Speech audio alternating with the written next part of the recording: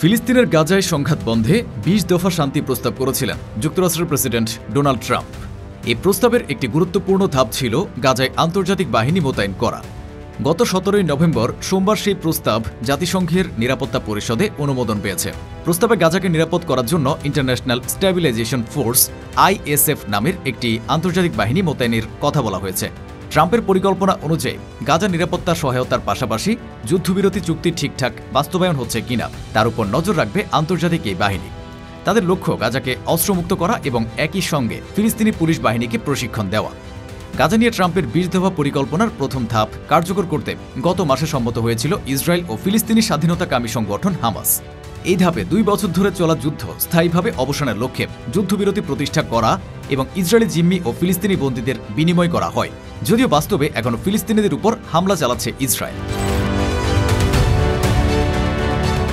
নিরাপত্তা পরিষদে ট্রাম্পের প্রস্তাব ১৩-০ ভোটে অনুমোদন পেয়েছে। রাশিয়া ও চীন ভোট দেয়নি।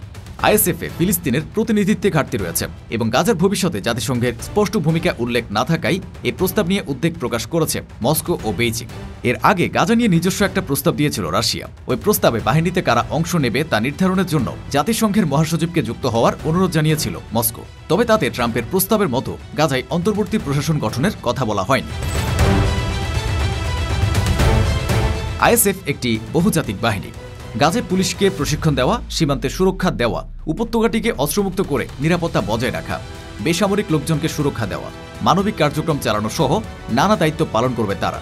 এছাড়া সমন্বিত পরিকল্পনা বাস্তবায়নে প্রয়োজন অনুযায়ী পদক্ষেপ নিতে পারবে উক্ত বাহিনী। গাজার নিরাপত্তা সংক্রান্ত অনেক দায়িত্ব নিজেদের হাতে তুলে নেবে ISF। ১৯ বছর ধরে যেসব দায়িত্ব পালন করে আসছে ফিলিস্তিনের স্বাধীনতাকামী সংগঠন হামাস।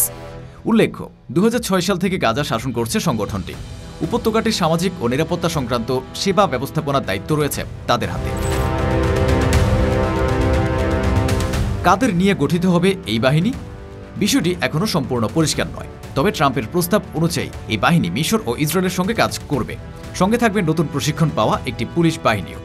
জানা যায় এই বাহিনীতে সেনা পাঠাতে চেয়েছে আজারবাইজান, ইন্দোনেশিয়া, তুরস্ক, পাকিস্তান সহ কিছু মুসলিম দেশ। গত অক্টোবরে তুরস্কের প্রেসিডেন্ট রজব তাইয়েব এরদোগান বলেছিলেন গাজায় সহায়তা করতে সমন্বিত বাহিনীতে অংশ নিতে প্রস্তুত আছে তার দেশ।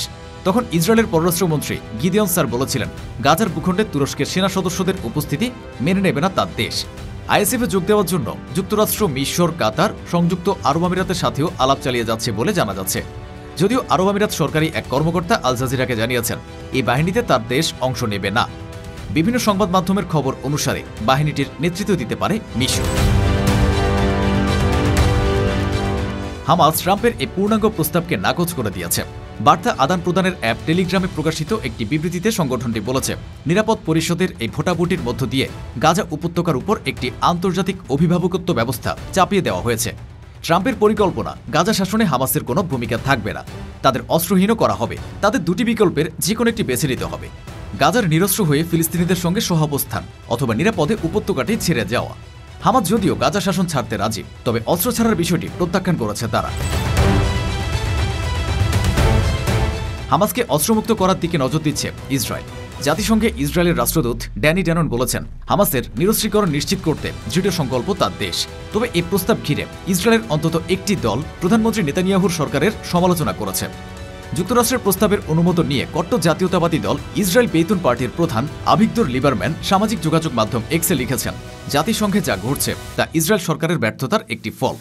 এর জেরে ফিলিস্তিন রাষ্ট্র গঠন হবে, সৌদি আরবে পরমাণু প্রকল্প চালু হবে এবং তুরস্ক ও সৌদি আরব F-35 যুদ্ধ বিমান পাবে। দীর্ঘ ২ বছর ধরে চলা যুদ্ধের অবসান কাগজে কলমে গত ২ মাসে হলেও এখনও ইসরায়েল হামলা চালিয়ে যাচ্ছে নিরস্ত্র ফিলিস্তিনিদের উপর।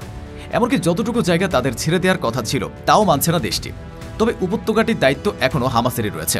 তারা ত্রাণসহ জনগণের পুনর্বাসনের বিষয়টি দেখভাল করছে। যদিও যে পরিমাণ ত্রাণ ও সহায়তা দ্রব্যের প্রয়োজন সে পরিমাণ পাচ্ছে না তারা।